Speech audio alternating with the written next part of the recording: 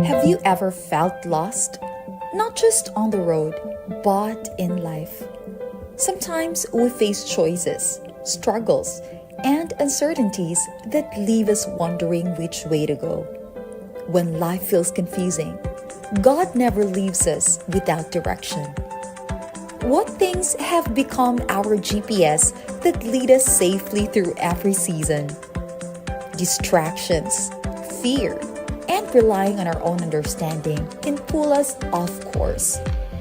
But when we trust God, He faithfully points us back to His perfect will.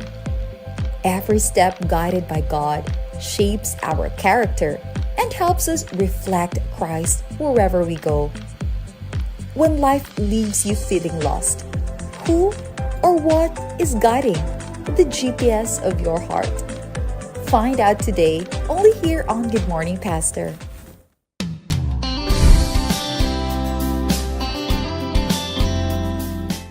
Sa kamalipayong adlaw ipapahulay ka nato mga kaigsunan and dinhi sa Hingog City usa ka pribilehiyo sab namo ni Charm mga makauban ang atong district pastor sa Hingog City ang Central Church walay lain Pastor Ricky Kunol. Good morning, Pastor. Good morning. Good morning, Sarawing, then Ma'am Charm. Among gikalipay, Pastor, ang inyong pagdawat sa amo diri. Salamat sa may nitong pag-abi-abi. Wholehearted yun ang ila ang suporta sa ato diri no. Lahi-lagi ding ingon pa nila uwing banga na kay kaagapay. Amen.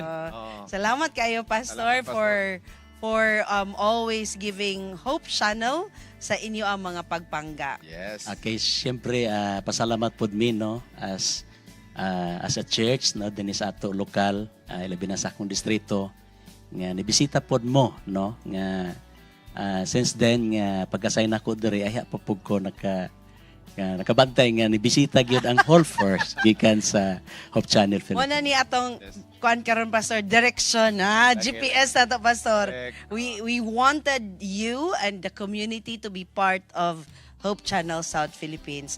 Now talking about sa direction, Pastor, talking about sa atong mga plano in the future o atong mga direksyon sa umalabot. Unsa nga panahon, Pastor, og mga sitwasyon nga makakontribute sa usa ka tawo nga siya mahimong spiritually and emotionally lost?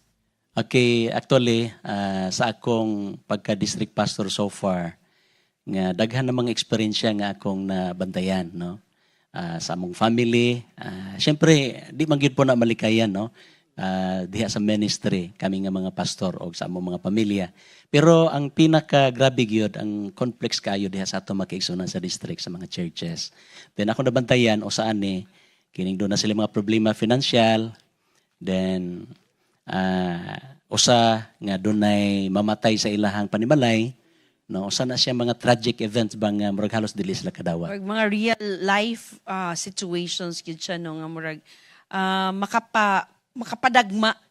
Kumbaga kung mga bato ba nga usay kung makapandol sa tuwa kay dili gyud malikay labi nagdagko kaayo gyud nga mga pagsulay, Pastor, no. Sometimes sa makapaluya gyud kaayo. Okay, abi nimo Ma'am Charm, kami gawali magita about hope, no. Then ako nakita nga bisan gani ang mga SDA napay mga family nga murag di sila kadawat.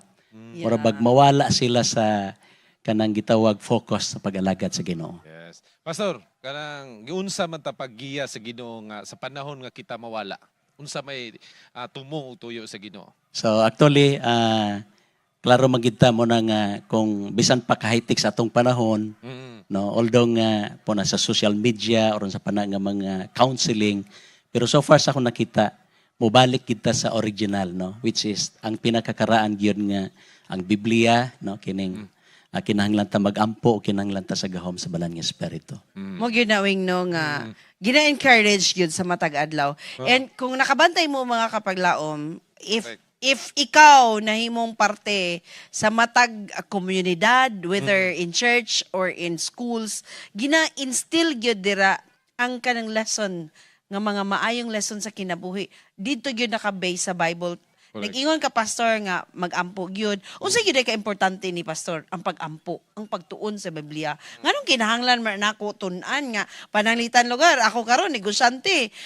Nay bankruptcy nga ako na experience pero kabalo ko nahugno ko pero nganong kinahanglan man ko moadtog Biblia? Nga akong problema kwarta man di man Biblia. Okay. Di ba pastor? Gwapo kayo na nga pungutan na actually. Correct. Pinaka-basic na siya. Pero para sa ato, mo na pinaka kanang gitawag foundation of all nga at least maka-angkor ka ba.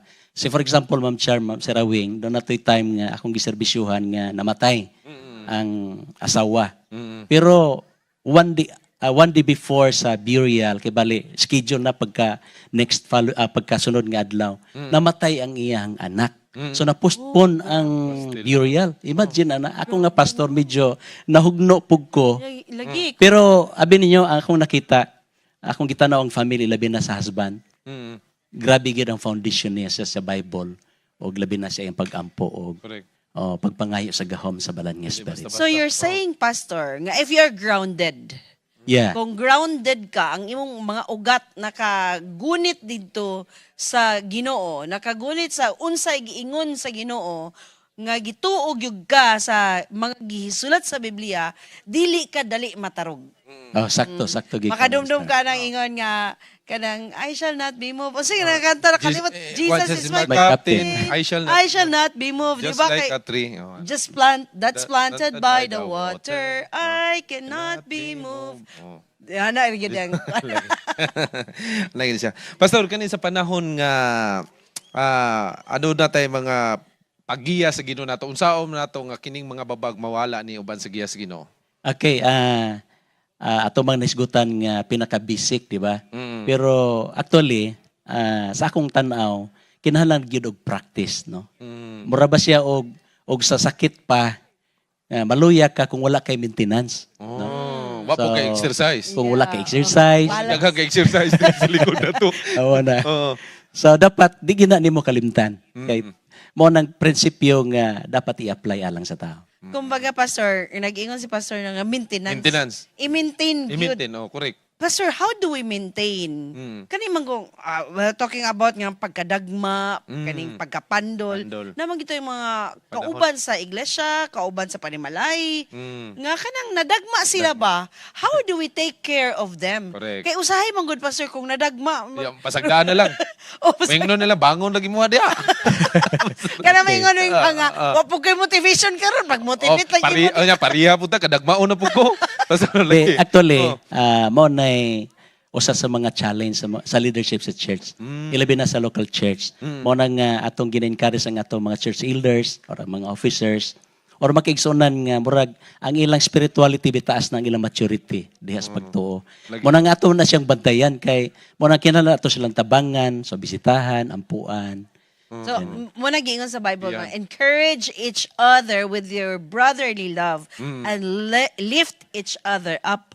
Kay gikinahanglan gyud nato ang komunidad. Bitaw na pastor, kana bitaw mga kamo naa diya sa US, sa Middle East, sa Correct. Europe ug sa all over different parts of Asia. Gimingaw gyud na sila. Mingaw. Kaya nga to manggong community as a church, as a Banding, community, kanang banding. diri sa Pilipinas, connected ba? Correct. Pag-abot, kana bitaw mga grupo-grupo gyud. Small group. Oh, Amo na. dito sa pag-abot dito nga individuality ang gi-promote, medyo mingaw jud kayo. Mingaw. So mo nang balik ta, mo nang pastor diri na tay gipahigayon nga mga gatherings, Yes. mga kapaglawom Yes. fellowship ang mong tawag ana kana mga gatherings. Gatherings, Na tay mga fellowship na tay. Kaon-kaon. Oh, Mao kana na. mga Kay dali man tapukon basta nay kaon. Mao Yes. na pastor no. Dali. Kay ug walay kaon, way mo adto. mo pa So, po na siya. nga magdasig ang tanan. Amen. Oh.